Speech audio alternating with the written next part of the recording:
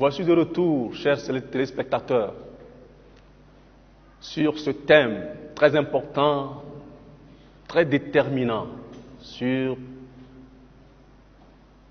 la vie de l'homme dans le voyage pour le succès. Nous avons dit, nous devons nous connaître sur le plan spirituel. Qui sommes-nous spirituellement? J'espère qu'on a chacun de nous réfléchi pour voir au niveau personnel qui nous sommes sur le plan spirituel. C'est bien que l'on se retrouve dans une communauté et qu'il s'estime être monothéiste ou tel, mais au-delà de l'appartenance à la communauté, il y a lieu de découvrir personnellement quelle est la relation qu'on entretient avec cet être suprême. Alors, si nous sommes arrivés à un niveau où nous pensons que nous croyons à un être puissant, hyper puissant, celui qui a initié toute chose avant qu'elle le soit, ben, ça veut dire que nous-mêmes, nous sommes qui à ce moment-là, sur le plan spirituel? Ça veut dire que nous-mêmes, nous sommes justement la manifestation exacte de la puissance et du pouvoir de cet être suprême. Et en tant que tel, nous aurons atteint un niveau spirituel le plus élevé et nous n'aurons pas besoin d'une autre créature pour pouvoir nous orienter spirituellement dans notre voyage pour le succès. Nous nous rendrons compte nous-mêmes que nous sommes tout un potentiel prêt à exploser dans la réalisation des œuvres qui vont nous réaliser justement. Parce que c'est à travers ces œuvres que nous réalisons au jour le jour, que nous nous réalisons nous-mêmes. Alors, nous allons rappeler aux uns aux autres, toutefois, en nous rappelant à nous-mêmes, que spirituellement parlant, le fils d'Adam est censé être le premier sur la terre, après celui qui a mis la terre en place. Le premier sur la terre, après celui qui a mis la terre en place, veut dire quoi? Veut dire que si nous passons Dieu, c'est le fils d'Adam. Même ceux-là qui sont ici considérés comme des anges, des génies, des quoi, ce sont des êtres qui sont à nos services. Et si nous arrivons à ce niveau spirituel, alors nous verrons que nous aurons toutes les capacités de tout faire. Le secret, c'est très simple. Ça, c'est une petite parenthèse que j'ouvre, que je vais encore refermer très vite pour ne pas sortir du cadre de notre émission. Je disais, le secret, il est très simple. Tout a été réalisé par cet être suprême. Nous n'avons qu'à faire des choix. Et on choisit et l'œuvre devient nôtre. C'est tout. Tout a été réalisé. Alors, nous ne pourrions pas faire des choix et faire de ces œuvres déjà réalisées les nôtres, à moins d'avoir découvert que nous-mêmes, spirituellement parlant, nous sommes numéro 2 sur la terre, après celui qui a mis la terre en place. Vous avez compris ça? Donc, c'est pourquoi nous avons vraiment ce devoir de travailler sur nous-mêmes afin de nous élever spirituellement pour atteindre ce niveau où on prend conscience qu'on est justement les vicaires, qu'on est justement ceux-là qui vont réaliser justement les œuvres qui sont destinées pour cette vie. Ce qui fera la vie, ce qui fera la nature même de la vie, c'est nous qui allons le réaliser, s'il vous plaît. Ce n'est pas quelqu'un d'autre. Donc, vous voyez combien il est important qu'un travail soit fait sur nous-mêmes. Mais le travail ne peut se faire que lorsque nous connaissons justement le niveau que nous avons. Et c'est pourquoi nous vous invitons tous à se demander qui suis-je spirituellement? Quel est mon niveau spirituel? En quoi est-ce que je crois? Est-ce que je suis arrivé à ce niveau où je prends conscience que je suis le plus puissant à part le plus puissant? Est-ce que je suis arrivé à ce niveau où je crois que je suis la manifestation exacte de cette plus puissance qui a existé, qui existe, qui a toujours existé, qui existera toujours. Alors si nous prenons conscience de ça, ça veut dire que nous avons déjà fait un très grand travail sur nous-mêmes sur le plan spirituel. Nous parlons de la réussite. D'aucuns diront, nous sommes en train de sortir du cadre de la réussite. Non, la réussite, comme on l'a dit tout à l'heure, on la voit en deux volets. Il y a la réussite et la bonne réussite. Nous disons qu'il y a des gens qui ont réussi et parce qu'ils ont atteint leur réussite, ils se sont vus réaliser. Mais après leur passage, puisque nous l'avons toujours dit, la maîtrise du temps, on ne peut l'avoir qu'à travers la maîtrise de soi-même. N'est-ce pas? Et donc, après leur passage, dans ce temps qui a été imparti, leur succès est anéanti.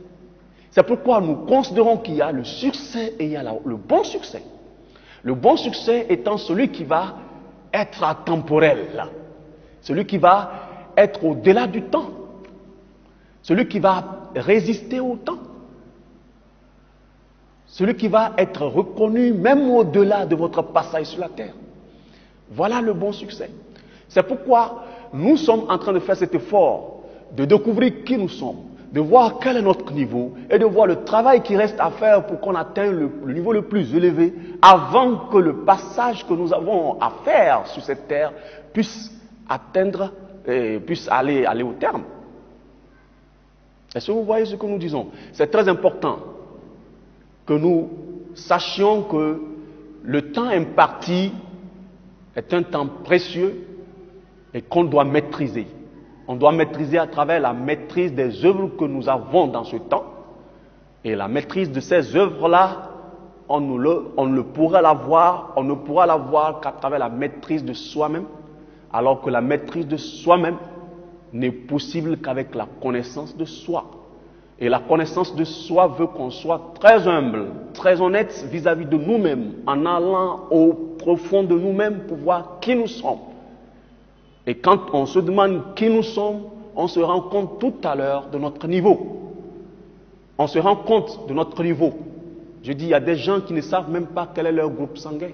Il y a des gens parmi nous qui ne savent même pas quel est leur groupe sanguin. Ils ne savent même pas quel est le groupe sanguin qui est le leur. Ils ne savent pas. Mais est-ce qu'on a pris conscience qu'on devrait au moins avoir une connaissance sur nous-mêmes au point de savoir quel est notre groupe sanguin, quelle est notre tension artérielle, quelle est notre taille, quel est notre poids, est-ce que nous sommes dans l'obésité, est-ce que nous ne sommes pas dans l'obésité, quelle est notre habitude alimentaire, comment nous nous alimentons, quand est-ce que nous dormons, quand est-ce que nous nous réveillons, qu'est-ce qu'il faut faire pour améliorer notre état de santé? Est-ce qu'il faut parler de la santé seulement que lorsqu'on est malade? Ou qu'on doit parler de la santé chaque jour parce que c'est ça nous-mêmes? Justement, c'est ces éléments très banals qui déterminent qui nous sommes et qui nous permettent de savoir quel est notre niveau afin de voir quel est le travail qui reste à faire pour élever notre niveau afin d'avoir la maîtrise de nous-mêmes et aboutir finalement à la maîtrise du temps imparti. Parce qu'on a vraiment un temps imparti. C'est ce que chacun doit savoir. On a chacun un temps imparti. Et c'est dans ce temps imparti que tu es obligé de réaliser ton succès. Vous voyez combien c'est très profond et que les quelques minutes que nous avons pour cette émission ne vont pas nous permettre d'aller tout en détail. Mais je demande un effort de chacun de ceux qui sont en train de nous suivre pour qu'il fasse ce travail lui-même. C'est très important. C'est très important. C'est un grand voyage, le voyage pour le succès matériel, le succès spirituel, le succès le bon. On l'a dit tout à l'heure, il y a le bon succès. Le bon succès qui est ce succès-là qui permet de nous reconnaître aussi bien dans notre temps imparti qu'au-delà de notre temps imparti.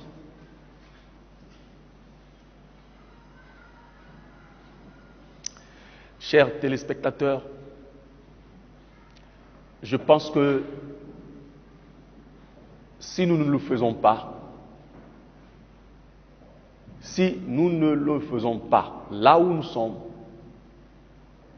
alors nous serons notre propre accusateur demain. Nous allons nous accuser nous-mêmes demain. Il faudrait que nous prenions conscience de cela tout de suite et qu'on commence par le faire ce travail de la connaissance de soi. Et à partir de là, nous pourrions mettre à profit le temps imparti pour aboutir au succès. Le succès étant tout ce que nous savons. Le succès étant notre réalisation, notre épanouissement, l'épanouissement matériel, l'épanouissement moral, l'épanouissement social, l'épanouissement spirituel, notre épanouissement qui déterminera qui nous serons au-delà de notre temps imparti. Et nous avons dit, on ne peut pas atteindre ces succès-là à moins d'avoir créé une vision, d'avoir initié un rêve, d'avoir rêvé un succès justement, d'avoir rêvé quelque chose. Et à travers cette vision, nous allons avoir des objectifs, nous allons avoir des buts. Quand nous considérons que notre succès se trouve juste au-dessus de ce mur qui est devant nous, un mur qui est au-delà de notre taille, très haut là, je vois le succès là-haut, au-dessus du mur là-bas, que je dois atteindre, alors que je ne peux pas sauter tout d'un coup et prendre le bout du mur là-haut. Je dois considérer que pour atteindre à ce niveau, il faut avoir, n'est-ce pas, des échelles, sans doute, ou bien des marches qui me permettront de quitter une marche vers une autre et ainsi de suite, jusqu'à atteindre, n'est-ce pas, le bout du mur. Et ces échelles-là, ces marches-là dont nous parlons, constituent les objectifs que nous devons nous mettre nous-mêmes sur le chemin de ce voyage pour le succès. Et on disait que les objectifs qu'on s'est donnés doivent être séquencés. On doit avoir des séquences d'objectifs. Par rapport au temps imparti, on peut l'avoir pour 10 ans, pour 5 ans, pour 1 an, pour les mois et pour les semaines, les jours, et même pour les minutes dans la journée.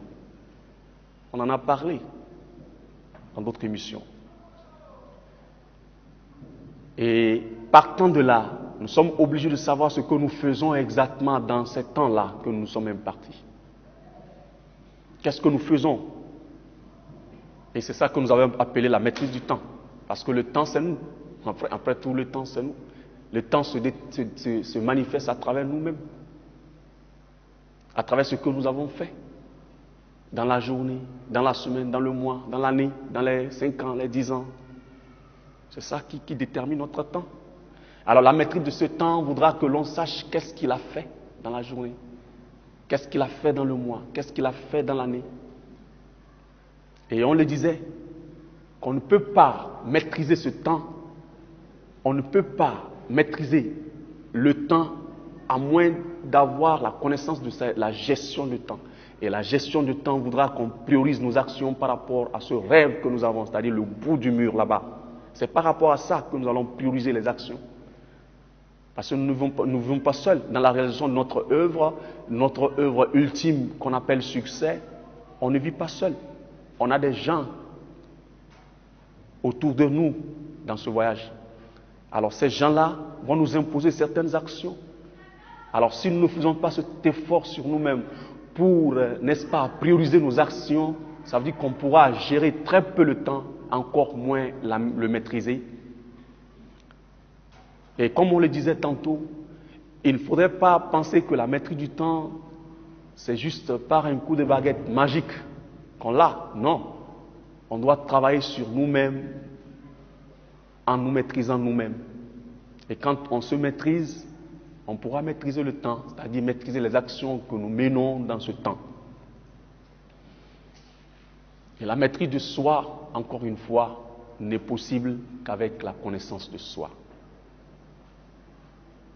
Et donc la connaissance de soi nous impose à être humble, à être honnête et à rester là, à marquer stop et dire qui je suis. Qui je suis implique plusieurs domaines. Le domaine sanitaire, le domaine spirituel, le domaine financier, le domaine social, il y a plusieurs domaines dans la vie de la personnalité que nous sommes. Et donc, nous sommes obligés de nous poser cette question, qui nous sommes? Et aujourd'hui, vous avez vu qu'on a pris l'aspect spirituel et chacun de nous se retrouve à un niveau sur le plan spirituel. Ceux qui pensent qu'ils peuvent rester à cette étape où ils croient en des choses qu'ils peuvent modeler pour se réaliser, seront forcés de réaliser que des choses à la taille de leurs croyances. Et ceux qui veulent réaliser les choses à une taille plus élevée, plus grande, doivent croire à une puissance plus grande. Parce que croire à une puissance plus grande vous amène à croire en vous-même comme étant le plus grand. Parce que c'est vous justement la manifestation de cette puissance. Et quand vous vous voyez plus grand, alors qu'est-ce qui va se passer? C'est que vous allez réaliser. Et je vous disais tantôt, ce que vous réalisez et qui fait votre nom partout était déjà fait. Vous n'avez fait que le choix. Avec votre détermination, votre décision, votre détermination, votre persévérance, vous vous êtes retrouvé auteur de cette réalisation. Alors, nous allons nous demander, comme je le disais, qui nous sommes spirituellement. L'idéal étant de croire en une puissance élevée et de prendre conscience que nous sommes le numéro 2 après cette puissance. Car nous avons la possibilité, et cette possibilité, elle est unique en nous. Nous sommes les seuls à avoir cette possibilité, celle d'initier quelque chose à partir du néant. C'est justement là qu'on devait se rendre compte de quelque chose qui nous échappe. Regardez cette lampe-là, elle n'existait pas. Mais à partir de rien, l'on est resté là et l'a initié. Et quand il l'a initié, il a réalisé. Mais comme nous avons la superpuissance en nous, nous n'allons pas dire que c'est une surprise pour cette superpuissance. C'est pourquoi nous avons été déjà réalisés par la superpuissance. Et nous avons fait le choix et c'est devenu notre réalisation.